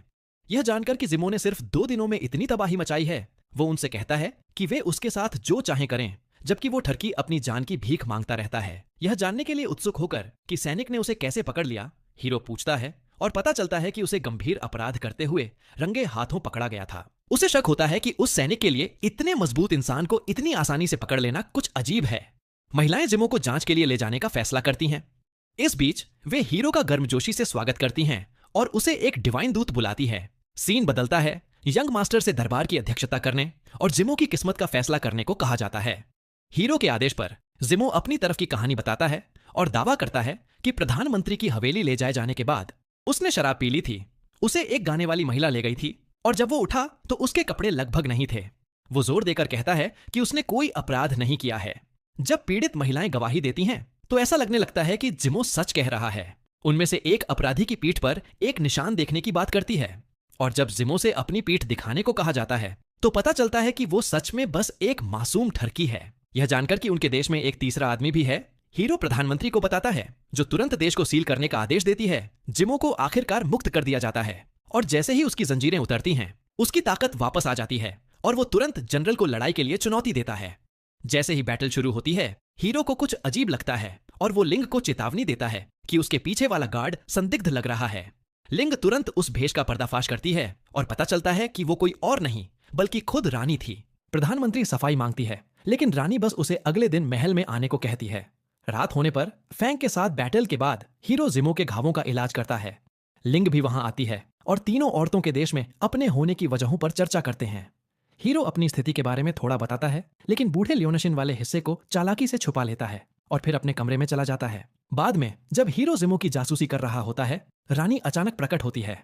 अपनी जिंदगी में देखे गए पहले आदमी के रूप में उस पर मोहित होकर वो उससे आदमियों और औरतों के बारे में जानकारी मांगती है और हीरो उसे पूरी रात बात करने का ऑफर देता है।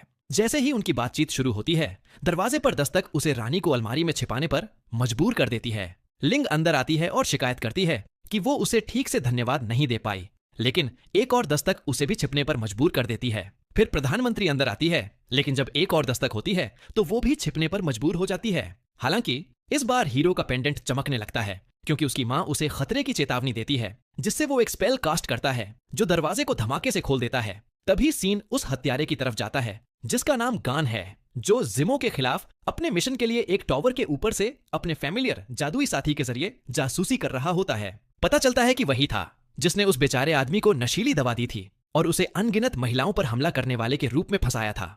ये सब इसलिए ताकि वो अपना आखिरी मिशन पूरा कर सके और औरतों के देश में एक खुशहाल जिंदगी जी सके। लेकिन उसकी बदकिस्मती से हीरो ने उसके सारे प्लान खराब कर दिए थे और अब उस पर घात लगाकर हमला कर रहा था, ये उम्मीद करते हुए कि उसे सोते हुए ही मार गिराएगा। लेकिन जैसे ही वो धमाके के साथ अंदर आता है, उस पर बर्फ की नुकीली चीजों आइसिकल्स से हमला होता है और ठीक उसी वक्त लिंग उसे पीछे से पकड़ लेती है और काटने की कोशिश करती है। वो मुश्किल से उसके अटैक से बच पाता है और अपनी टेक्निक का इस्तेमाल करके कुछ डार्क टेंटैकल्स उसके पीछे भेज देता है, लेकिन वो एक लाइट बैरियर से उन्हें रोक कर खत्म कर देती है। उसके बाद वे दोनों आगे कूदते हैं और उनकी तलवारें टकराती हैं, लेकिन लिंग उस पर हावी हो जाती है, जिससे वो हत्यारा झुंझला जाता है। गानफिन अपने डार्क मैजिक से उसे हराने की कोशिश करता है, लेकिन लिंग बिना किसी मेहनत के उसे उड़ा देती है और वो सोचने पर मजबूर हो जाता है कि वो इतनी ताकतवर क्यों है। जल्द ही जिमो भी इस लड़ाई में शामिल हो जाता है और उसके पीछे प्रधानमंत्री और रानी साहिबा भी आ जाती हैं, जो गानफिन को छेद देती हैं। इसके बाद वो भागने के लिए एक बंधक ढूंढता है, लेकिन हीरो पर अटैक करने की गलत कोशिश कर बैठता है, जो अपना बड़ा वाला ड्रैगन निकालता है और उसे शैडोज की दुनिया में भेज देता है। जब उसे होश आता है तो हीरो तुरंत उससे पूछताछ करता है कि उसे किसने भेजा था, लेकिन वो आदमी एक खौफनाक बैंगनी रंग में चमकने लगता है और फिर बिना कोई नाम ओ निशान छोड़े खुद को खत्म कर लेता है। जब सबको होश आता है तो हीरो रानी साहिबा को उसे बचाने के लिए जाल बिछाने के लिए धन्यवाद देता है, ये सोचकर कि उन्हें इसका पहले से अंदाजा था। फिर भी राजकुमारी बेफिक्र होकर उसे चिढ़ाती है कि कल का जश्न मत भूलना। अगले दिन लिंग शर्माते हुए हमारे डिवाइन दूत को शांति से झपकी लेते हुए देखती है। तभी जिमो चिल्लाकर इस पल को खराब कर देता है कि कल रात उस अजीब आदमी के आने के बाद वो सारे इल्जामों से मुक्त हो गया है। हीरो अपने भाई को शुक्रिया कहता है और हैरान रह जाता है जब जिमो जोर देकर कहता है कि उसे अपने ऊपर चढ़े सारे एहसानों का बदला चुकाना है।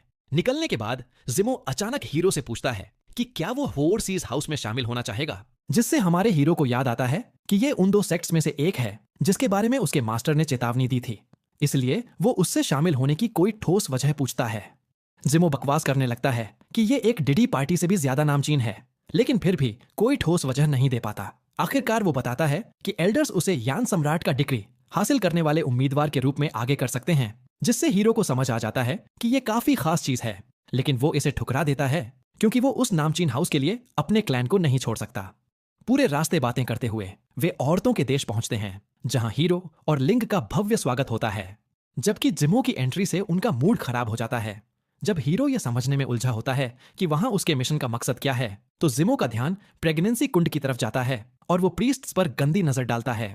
फिर प्रधानमंत्री हीरो को महल में रानी साहिबा के पास ले जाती है, लेकिन रास्ते में उसे एक खौफनाक बीस्ट का एहसास होता है, जिसके बारे में प्रधानमंत्री बताती है कि वो उनका गार्जियन बीस्ट है। जब वे महल में दाखिल होते हैं और राजकुमारी उससे हाथ मिलाने के लिए दौड़ती है, तो आर्चर्ड हीरो उसे छूने से मना कर देता है। इसके बाद राजकुमारी हीरो को अपना साधारण सा घर दिखाने के लिए खींच ले जाती है और बाकी लोग उन दोनों पर नजर रखने के लिए पीछे पीछे जाते हैं। अपने कमरों के अंदर वो उसे अपने साथ झूला झूलने का न्योता देती है और जब वो पर्दों से होकर गुजरता है तो उसे एक चमकदार बगीचा दिखता है। यह बगीचा राजकुमारी की खूबसूरती के साथ मिलकर उसके दिल की धड़कनें तेज कर देता है। वे शाम तक झूला झूलते हैं और वो रानी साहिबा से जनरल फैंग के साथ उनके रिश्ते के बारे में पूछता है। काफी कुछ बता चुकी राजकुमारी उसे अपना निजी कलेक्शन दिखाने की पेशकश करती है और जब वो पूछता है कि क्या उसके दोस्त भी आ सकते हैं, तो जिमो कहता है कि वे बिजी हैं और उसे एक शरारती मुस्कान देता है, लेकिन लगता है कि वो असल में शोर सीज हाउस के एक ट्रायल के रूप में फैंग के साथ कुछ योजना बना रहा है। बाद में जब जिमो और लिंग चेस खेल रहे होते हैं तो वो शर्माते हुए जिमो से कहती है कि वो हीरो की तरह ज्यादा जेंटलमैन और आकर्षक बने। वो मुस्कुराता है और उस शर्मीली लड़की को आखिरकार किसी आदमी के प्यार में पड़ने पर चिढ़ाता है और उन दोनों को नशे में धुत करके उसे बेहतर तरीके से जानने का प्लान बनाता है और सुझाव देता है कि वे इसमें औरतों को भी शामिल करें। रात में सब लोग पेड़ के नीचे इकट्ठा होते हैं जहां जिमो हीरो की जानवरों जैसी शराब पीने की क्षमता की तारीफ करता है। यह देखकर कि उनका प्लान काम नहीं कर रहा है, वे सब सहमति में सिर हिलाते हैं और हीरो को अपनी खास शराब परोसने लगते हैं। लेकिन हीरो अपने देश से सबसे कड़क शराब मंगवाकर पलटवार करता है और सबको बड़े बड़े कटोरों में पिलाने लगता है। वो सबको एक एक करके तब तक शराब पिलाता है जब तक कि वे सब अपनी सुध बुध खोकर बेहोश नहीं हो जाते। जैसे ही उसे चक्कर आने लगते हैं, हीरो को समझ आ जाता है कि उसकी ड्रिंक में कुछ मिलाया गया था और वो खुद को बर्फ में जमा लेता है। तभी जिमो अपना नाटक खत्म करता है और लिंग और जनरल को एंटीडोट दवा देने से पहले अपने भाई से माफी मांगता है। लिंग को शक होता है और वो उससे जवाब मांगती है, तो जिमो तर्क देता है कि हीरो उनके सेक्ट में शामिल नहीं होना चाहता, इसीलिए उन्हें यह मिशन अकेले ही पूरा करना होगा। इसके साथ जनरल फैंग राजकुमारी को प्यार से ढकने के बाद आगे बढ़ती है, जिससे हीरो का यह सिद्धांत गलत साबित हो जाता है कि वो कोई विद्रोही है। महल की छत पर पहुंचकर वो महिला आसमान में एक फ्लेयर दागती है और वो अपने सैनिकों को महल को सील करने के लिए कहती है, जो विद्रोह की शुरुआत का संकेत था। एक बच्ची के तौर पर वो एक बलि थी जो इधर उधर भटकते हुए आजाद हो गई थी और एक विशाल बीस्ट से टकरा गई जिसने एक दूसरी लड़की की पूरी जिंदगी चूस ली थी और उसे सिर्फ हड्डियों का ढांचा बना दिया था। इस बात ने फैंग को इतना डरा दिया कि उसने वहां से भागने की कोशिश की, लेकिन भागते हुए उसने एक बोरी गिरा दी जिससे गार्ड्स का ध्यान उस पर गया। उन सबने उसे घेर लिया और हेड प्रीस्टर से पूछा कि क्या करना है, जिस पर उसने जवाब दिया कि उसे मार दो और ये गलती कभी मत दोहराना। उस छोटी बच्ची को फूट फूट कर रोते देख युवा राजकुमारी को उस पर कुछ तरस आ गया, जिसने प्रीस्ट महिला से मिन्नतें की कि उस लड़की को उसके गार्ड के रूप में जिंदा रहने दे, ये कहते हुए कि वे पहले ही बहुतों की बलि दे चुके हैं। वापस वर्तमान में आते हुए फैंग गार्जियन बीस्ट के घर के छिपे हुए रास्ते को तबाह कर देती है और अपनी टुकड़ियों को इकट्ठा करती है कि अब सच्चाई जानने का वक्त आ गया है।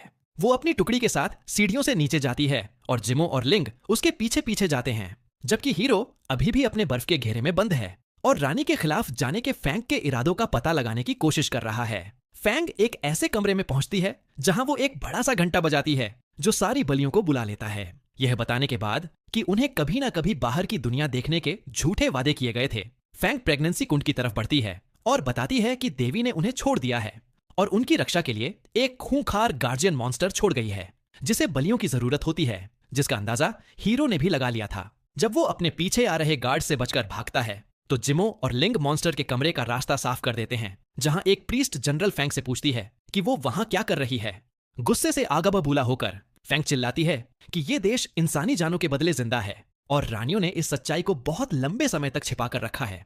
वो पूछती है कि बेगुनाह अनजान लड़कियों की इस तरह बलि क्यों दी जानी चाहिए, और वो प्रीस्ट महिला कहती है कि उन्हें उस देवता का शुक्रगुजार होना चाहिए जो उनके देश को जिंदा रखे हुए है। लेकिन फैंग तंग आ चुकी है और दृढ़ता से ऐलान करती है कि उसने उन बेकार देवताओं को धोखा देने का फैसला किया है। इसके साथ उन तीनों लड़ाकों ने अपनी शक्तियां खोल दी और मॉन्स्टर को घेर लिया। दूसरी तरफ हीरो गार्ड्स को जमा देता है और अंडरग्राउंड कमरे की तरफ निकल पड़ता है, जहां जिमो मॉन्स्टर को घुटनों पर ले आता है, जबकि लिंग इंसानी रेल्म के सबसे ताकतवर जादू की बौछार से उसे बेबस कर देती है।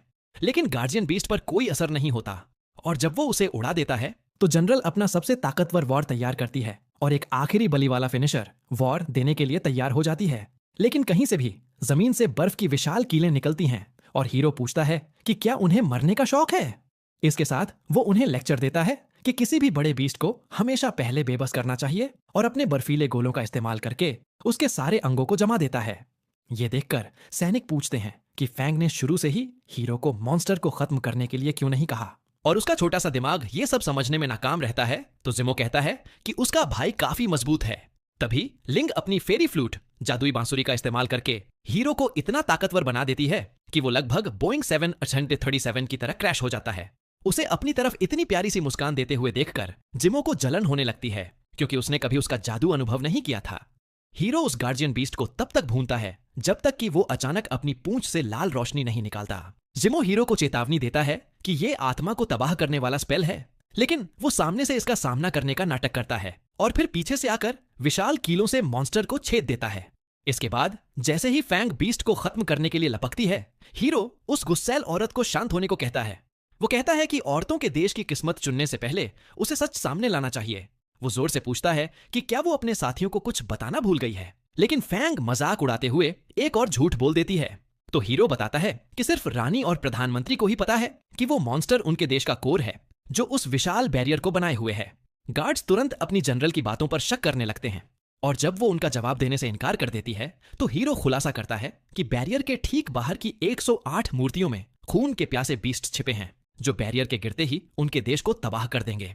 ये सुनकर फैंग आखिरकार बोलती है कि सरहदों की रखवाली के लिए उसके पास सबसे बेहतरीन योद्धा हैं, लेकिन हीरो उसे सच्चाई से रूबरू कराता है कि उनमें से सिर्फ एक ने ही उसकी आधी ट्राइब को काट डाला था। जिमो और लिंग के इतने अन्यायपूर्ण देश पर चिंता जताने के बाद फैंग की यादें एक युवा राजकुमारी पर जाती हैं जिसने उससे कहा था कि वो उसे अपनी पिछली रानियों की तरह एक बेरहम रानी बनने से बचा ले। तभी एक परेशान प्रधानमंत्री अंदर भागती हुई आती है और पूछती है कि उन्होंने रानी के साथ क्या किया है। लेकिन इससे पहले कि हीरो समझ पाता कि उसका क्या मतलब था, फैंग अपना सबसे ताकतवर वार करती है और रानी को एक ही झटके में खत्म कर देती है। उसके शरीर के गायब होने के बाद रानी का मुकुट जमीन पर गिर जाता है और जब फैंग उसे तबाह करने की कोशिश करती है तो वो टीम रॉकेट की तरह हवा में उड़ जाती है। जब सब मुकुट के पीछे भागते हैं तो हीरो उसे प्रेगनेंसी कुंड में घूमता हुआ पाता है। जिमो भागकर अंदर जाता है और उसे कुछ देर के लिए जमाने में कामयाब हो जाता है, लेकिन फिर हवा में उड़ जाता है। ये देखकर कि वो उसे रोक पा रहा है, हीरो अपने दोस्त से कहता है कि वो मुकुट को रोके रखे, जबकि वो राजकुमारी को फैंग से बचाता है। एक पल के लिए अपना सिर खुजलाने के बाद जिमो अपने मास्टर से मदद की भीख मांगता है और बदले में ट्रायल छोड़ने की बात कहता है। और जब वो बूढ़ा आता है तो वो कबूल करता है कि वो ट्रायल हमेशा से ही एक बड़ा धोखा था और वो 4 सीज हाउस से रिटायर होने का फैसला करता है। वो एक बाइंडिंग स्पेल, बांधने वाला जादू का इस्तेमाल करता है और जिमो को हीरो की मदद करने का निर्देश देता है, जो अभी राजकुमारी को फैंग से वापस ले रहा है। उसके कामयाब होने के बाद प्रधानमंत्री राजकुमारी को जनरल के गुनाह के बारे में बताती है, जिसके लिए वो माफी मांगती है। जिमो के मास्टर जहू को मुकुट को ज्यादा देर तक बांधने में संघर्ष करते देख रानी साहिबा समझ जाती हैं कि अब समय आ गया है कि वो मुकुट पहने और अपनी किस्मत का सामना करे। हीरो जोर देता है कि उसका खानदान खत्म हो जाएगा, लेकिन वो बताती है कि उसकी एक छुपी हुई बहन है और उससे अपनी आखिरी ख्वाहिश पूरी करने के लिए कहती है, जो एक आदमी को गले लगाने की है। जैसे ही वो उसके बर्फ से ढके शरीर को पूरे दिल से गले लगाती है, वो महिला एक उदास मुस्कान के साथ अलविदा कहती है। उसे मौत की तरफ जाते देख हीरो को मास्टर शेनॉन की वो सलाह याद आती है जिसमें उन्होंने मुश्किल समय में उसकी स्टार समनिंग टेक्निक्स पर भरोसा करने को कहा था। अचानक उसे कुछ समझ आता है और राजकुमारी को रोकने के बाद हीरो मुस्कुराता है और उस महिला से पूछता है कि क्या वो भरोसा इकट्ठा करना सीखना चाहेगी। फिर वो समझाता है कि उसके पूर्वज बैरियर को बनाए रखने में नाकाम रहे क्योंकि इंसानों की उम्र कम होती है और ये किया जा सकता है भले ही ये टेक्निक पहले कभी कामयाब न हुई हो। हीरो उसकी प्यार भरी आंखों में देखता है और उससे कहता है कि वो उसके साथ भरोसा करे, जबकि मास्टर जू परेशान दिखते हैं और उनसे जल्दी करने की मिन्नत करते हैं। राजकुमारी अपना सारा भरोसा हीरो पर रख देती है तो वो उससे कहता है कि देश की किस्मत पूरी तरह से उसकी कल्पना और लगन पर टिकी है। रानी साहिबा बिना किसी हिचकिचाहट के मुकुट की तरफ छलांग लगाती हैं और उस भंवर में समा जाती हैं। हीरो फिर दूसरों को निर्देश देता है कि वे देश की नजरों में उसका रुतबा बढ़ाएं और एक स्मारक बनाएं, जिसके बाद चमत्कार दिखाए ताकि उनके आशीर्वाद पर उनका भरोसा बढ़े। और आखिर में एक मैजिक फॉर्मेशन, जादुई घेरा बनाकर इसे पूरा करें। काम पूरा होने के बाद हीरो ब्लूप्रिंट्स प्रधानमंत्री को सौंप देता है और उसे इसे राज रखने को कहता है। जब वो उसे भरोसा दिलाती है तो मास्टर जू जोड़ते हैं कि 4 सीज हाउस चुप नहीं बैठेगा, लेकिन जिमो कहता है कि वो उन्हें संभाल लेगा। इस बीच शिनोंग एक लाल दानव को सुअर की तरह उल्टा लटकाकर कुंगलान पहाड़ पर एक लेजेंडरी पौराणिक जड़ी बूटी का पता बताने के लिए पूछताछ करता है। अगले दिन हीरो स्मारक को छूकर रानी साहिबा का हालचाल लेता है और सबको खुशखबरी देता है कि वो बिल्कुल ठीक हैं। शाम को जिमो का मास्टर उसके उस शानदार आइडिया की तारीफ करता है जिसने बिलीफ टेक्निक को सच कर दिखाया, लेकिन हीरो उसे बस एक तुक्का बताता है। मास्टर जो फिर उसे एक खौफनाक अंकल की तरह अपनी दाढ़ी सहलाता है और पूछता है कि क्या उसे लेडी लिंग में दिलचस्पी है, लेकिन वो तुरंत उसे फ्रेंड जोन कर देता है। वो आदमी फिर ये बात छेड़ता है कि राजकुमारी उस पर पूरी तरह से फिदा थी और वे लोग शराब पीते हुए और हंसते हुए मजे करते हैं। जिमो का मास्टर फिर वो फॉर्मेशन पूरा करता है और हीरो उसे जीत की पार्टी में आने का न्योता देता है, लेकिन वो आदमी कहता है कि वो बिजी है। कहीं दूर सुनसान जगह पर मास्टर जो 4 सीज हाउस से एक महिला और एक आदमी से मिलता है और पूछता है कि इस्तीफा देने के बावजूद उन्होंने उसे क्यों बुलाया। वो आदमी उस पर जिमो और लिंग के ट्रायल से पीछे हटने का जवाब देने का दबाव डालता है, लेकिन वो बूढ़ा कहता है कि इससे उनका कोई लेना देना नहीं है। तो वो आदमी फिर उसे कहता है कि वो हीरो को उस मशहूर बिलीफ टेक्निक के ब्लूप्रिंट्स का खुलासा करने के लिए मनाने में मदद करे, जिसमें मास्टर जू साफ तौर पर शामिल होने से इनकार कर देता है और निंजा महिला के पीछे से किए गए अचानक अटैक को एक लेजेंड, महान इंसान की तरह अपनी पीठ मोड़कर अनसुना कर देता है। रात के समय जिमो अपने एल्डर्स का पार्टी में स्वागत करता है और हीरो की तारीफों के पुल बांधता है, जब वो उन्हें पार्टी में ले जाता है। उसकी दादी उसे कहती है कि हालांकि ये पहली बार है जब किसी ने उस अकेले इंसान को दोस्त कहा है, लेकिन उसे ज्यादा हवा में नहीं उड़ना चाहिए, जिसे जिमो हंसकर टाल देता है। महिलाएं फिर अंदर से आ रही एक जबरदस्त ग्रूवी मजेदार बीट सुनकर हैरान रह जाती हैं, जिसे जिमो हीरो के नए आविष्कार डिस्को के रूप में पेश करता है। लेकिन जैसे ही वे लिंग को एक पार्टी एनिमल की तरह बेकाबू होते देखती हैं, तो वे पूरी तरह से शर्मिंदा हो जाती हैं और उस असभ्य महिला पर चिल्लाने लगती हैं। पार्टी के बाद लिंग बहुत शर्मिंदा महसूस करती है और हीरो से पूछती है कि उसने कितनी शराब पी थी, जबकि जिमो उसे ये कहकर दिलासा देने की कोशिश करता है कि वो उसकी तरफ से एल्डर्स से बात करेगा। जैसे ही वे लड़के उनसे बात करने के लिए निकलते हैं, वो महिला शर्माते हुए बताती है कि असल में उन जबरदस्त डांस मूव्स के बाद उसे एक ब्रेकथ्रू बड़ी कामयाबी मिली है, और उसके उदास होने की वजह यह है कि जब एल्डर्स ने यह सुना तो उन्होंने उसे बधाई दिया। हीरो फिर जाने का फैसला करता है और जिमो और लिंग को उनके विदाई के तोहफे देता है, एक पंखा जो सुइयां छोड़ता है और मुड़े हुए स्ट्रॉ पाइप, ताकि लिंग अपने घूंघट के जरिए आसानी से पी सके, जो देखकर वो शर्म से लाल हो जाती है। जिमो फिर मौके का फायदा उठाता है और दुनिया भर में हॉटीज खूबसूरत लड़कियों की तलाश में उसके साथ जुड़ने का ऑफर देता है, लेकिन हीरो उसे ये कहकर मना कर देता है कि वो सिर्फ बर्डन होगा। जस्ट बिफोर वो नोटिस बिना लेव करता है, वो वोंग प्रिंसेस की स्टैचू से गुड बाय कहता है। हर मेजेस्टी अचानक मैनिफेस्ट होती है और एक्साइटेडली उसके चारों तरफ सर्कल करती है। कहती है कि वो जब भी जर्नी से थक जाए तो उसके साथ ड्रिंक एंजॉय करने के लिए वेलकम है। रास्ते में वो वोंग बैरियर से फ्लाई करता है और शॉर्ट ब्रेक लेता है। अचानक मास्टर शेनोंग की वॉइस सुनाई देती है वीमेन नेशन में उसके अचीवमेंट की कॉम्प्लीमेंट करते हुए। लेकिन फिर 4 सीज की निंजा लेडी और वेडो कहीं से भी शो अप हो जाते हैं। वे डिमांड करते हैं कि वो स्ट्रगल बिना उनके हायराप्स से मिले, और निंजा लेडी उसे गन पॉइंट पर होल्ड करके डिक्लेयर करती है कि उनका सेक्ट ह्यूमन रियल्म के सभी मैटर्स पर ग्रेट अथॉरिटी रखता है। लेकिन वो फिनिश करने से पहले मास्टर शेन उसके पीछे शो अप होता है और दोनों इडियट्स को इनकैपेसिटेट कर देता है। ओल्ड मैन रैंट करता है कि उन्होंने हाउस की अथॉरिटी को, जिसे उसने फाउंडेड किया था, सुल्ली कर दिया। लेकिन वुवांग उसे चिल आउट करने को कहता है और अपनी न्यू इन्वेंशन लॉलीपॉप एंजॉय करने को। सब्जेक्ट चेंज करके मास्टर शेनोंग उसे बताता है कुंगलान माउंटेन पर स्पिरिचुअल हर्ब की डेंजर स्ट्रिप के बारे में, और उसे राइड ज्वाइन करने को कहता है क्योंकि वो कुछ एडवाइस ऑफर कर सकता है। सो वुवांग रिकॉल करता है कि वेस्टर्न वाइल्डनेस क्वीन मदर की टफ है और स्माइल करता है कि वो ज्यादा हेल्प नहीं होगा। गेजर लाफ करता है कि वो वुवांग की हेल्प से अपना फाइनल विश फुलफिल करेगा और टेलीपोर्ट अवे हो जाता है। वेस्टर्न वाइल्डनेस में कैंपिंग करते हुए मास्टर शेडिंग अपना डिसबिलीफ शेयर करता है कि वुवांग ने वीमेन नेशन की सेंचुरी ओल्ड प्रॉब्लम कितनी फास्ट सॉल्व की, और बिलीफ कलेक्टिंग की स्टोरी शेयर करता है जो ह्यूमैनिटी की हिस्ट्री में सिर्फ एक बार यूज हुई। बहुत पहले डीटीज के बीच वॉर सालों तक चली, जब तक एम्पर क्वीन विजेता के रूप में इमर्ज नहीं हुआ और कंपटीशन को नॉकआउट नहीं कर दिया। वो था जिसने वर्ल्ड को 9 वाइल्डरनेसेस में डिवाइड किया, जिसमें साउथ अब ह्यूमंस से पॉपुलेटेड था। फायर डीटी ने सीज कर लिया, जो ह्यूमंस को इंफीरियर बग्स की तरह रूथलेसली ऑप्रेस करता था। ये चीज वो वोंग के नर्व्स पर चढ़ जाती है। मास्टर शेनोंग कंटिन्यू करता है कि एक सिंगल ह्यूमन ने वुड से फायर क्रिएट करना डिस्कवर किया और फायर डीटी के खिलाफ वॉर वेज किया, टैबू नॉलेज स्प्रेड करके, जिससे उसे ओशन में बनिश कर दिया गया। लेकिन सेंचुरीज बाद जब डीटी ने फिर से एंगर वेंट किया, तो मैन ने ओशन को जीसस की तरह स्प्लिट कर दिया।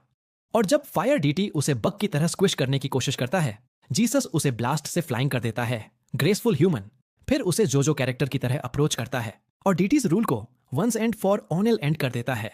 उस टाइम दूसरे डीटीज ने इंटरवीन नहीं किया क्योंकि वे फायर डीटी से डिस्पाइस करते थे, लेकिन वे टेरिफाइड हो गए कि एक मियर ह्यूमन डिवाइन बीइंग की सोल शैटर करने में कैपेबल है। वो मैन था सुए आयरन। उसके बाद हीवेंस ने रिटेलिएट किया, लेकिन स्वीरियर के लीड में ह्यूमंस ने उन्हें डिफीट किया और हाफ कॉन्टिनेंट तक टेक ओवर कर लिया। जब तक थका हुआ ह्यूमन हीवेनली एम्परर क्वीन के साथ नेगोशिएट नहीं किया और साउदर्न वाइल्डरनेस इनहेरिट नहीं कर ली। निष्कर्ष निकलता है कि इसका सबसे बड़ा सबक यह है कि इंसानों को अपने हकों के लिए देवताओं के खिलाफ खड़ा होना चाहिए, बिल्कुल अपने पूर्वजों की तरह, और इस जज्बे को अपनी आने वाली पीढ़ियों तक पहुंचाना चाहिए। यह कहने के बाद मास्टर शेनोंग हीरो को यह यकीन दिलाने की कोशिश करते हैं कि उनकी जगह लेना बहुत मजेदार है, लेकिन हमारा हीरो उनके इस ब्रेन वॉश करने के बेकार से तरीके में नहीं फंसता। हीरो कहता है कि वो अपने मास्टर और सुइरोन की तरह एक ताकतवर हीरो बनने के लिए उत्साहित है, तो वो बूढ़ा आदमी उसे एक एल्केमी जादुई पॉट तोहफे में देता है। उत्सुक होकर वो अपने मास्टर से यह भी पूछता है कि इमॉर्टल्स की भी एक उम्र क्यों होती है, जिस पर शेनोंग जवाब देते हैं कि यह हेवनली सम्राट की तय की गई एक सीमा है। इसके बाद वे दोनों लुभावने कुनलान अभयारण्य में टेलीपोर्ट हो जाते हैं, जहां का ऑरा हीरो को पूरी तरह से दबा देता है। अचानक बिजली वाला बीस्ट लुवू एक धमाकेदार एंट्री मारता है और उसके पीछे पीछे 3 और मॉन्स्टर्स आते हैं जिन्हें उन्हें हराना है। मास्टर शेनॉन आह भरते हैं और पूछते हैं कि क्या हीरो की थोड़ी पैंट गीली हो गई, जिसे वो ईमानदारी से मान लेता है क्योंकि वो सच में बहुत कमजोर है। तो वो बूढ़ा आदमी उससे कहता है कि वो द्वीप पर उसका इंतजार करे और उसे उठाकर एक पोर्टल में फेंक देता है। डोरेमोन की टाइम मशीन की तरह अंतरिक्ष में उड़ने के बाद हीरो एक सुनसान द्वीप पर क्रैश लैंड करता है जहां एक प्यारा सा बीच हाउस है। वहां पड़े पड़े वो सोचता है कि क्या मास्टर ने उसे अपने वारिस होने के बारे में झूठ बोला था और उसे छोड़कर जाने से पहले उसकी ब्लेसिंग ठग ली। वो झपकी लेने का फैसला करता है, लेकिन एक चिड़िया उसे जगा देती है जो किसी पोकेमॉन की तरह सिर्फ जिन वेई बोलती है। हीरो उस प्यारी सी चिड़िया से पूछता है कि क्या उसने उसे बचाया है और उसे एक फल देता है, लेकिन वो खूंखार चिड़िया उसे खा जाती है और बदले में उसे एक सुनहरा फल लाकर देती है जो उसे अंदर से पूरी तरह से हील कर देता है। वो पूछता है कि क्या वो उसकी बात समझ सकती है और उसे बार बार जिनी कहकर तब तक चिढ़ाता है जब तक कि वो जादू से एक श्राइन मेडेन पुजारिन के कपड़ों में एक लड़की नहीं बन जाती। ये यकीन न कर पाने पर कि वो एक लड़की है, वो बेताबी से उससे वापस चिड़िया बनकर उसके हाथ पर बैठने को कहता है और जब वो अपने इंसानी पैरों से उस पर उतरती है तो उसे एक दर्दनाक झटके की बजाय काफी मुलायम महसूस होता है। खुशी से रोते हुए गलती से हीरो उसकी ड्रेस के नीचे देख लेता है और वो लड़की उसे उठाकर समंदर में फेंक देती है। थोड़ी देर बाद वो उस मुंह फुलाए हुए लड़की से माफी मांगता है और उसे थोड़ा उड़ते हुए देखता है। हीरो समझ जाता है कि जिन वेई उसे झटका इसलिए नहीं देती क्योंकि वो एक इंसानी लड़की की आत्मा है और उसका नाम कुछ बार दोहराने के बाद उसे एहसास होता है कि वो मास्टर शेनॉन की बेटी है। अचानक उसे समझ आता है कि यही वो आखिरी ख्वाहिश थी जिसे मास्टर उससे पूरी करवाना चाहते थे और वो मुस्कुराता है जब उसे एहसास होता है कि उस बूढ़े ने उसकी सेटिंग करवा दी। उस बड़ी सी दुनिया में इकलौती ऐसी लड़की को देखकर जिसे वो छू सकता है, हीरो अपनी खुशी नहीं रोक पाता और वो गर्व से ऐलान करता है कि वो पक्का उस बूढ़े आदमी का दामाद बनेगा, जो बात 1 सेकंड बाद जिन वेई के छोटे से चिड़िया वाले दिमाग में घुसती है। पहाड़ों में कहीं एक गाय पोर्टल से बाहर निकलता है और लैंड बीस्ट उसके सामने रोर करता है। उसकी इंसेन ऑनरा के आगे बोइंग डाउन करने से पहले वो गाय फिर टेलीपोर्ट अवे हो जाता है और यही तरीका है कि लिटिल मास्टर की बेटर लाइफ का सीजन 1 खत्म होता है।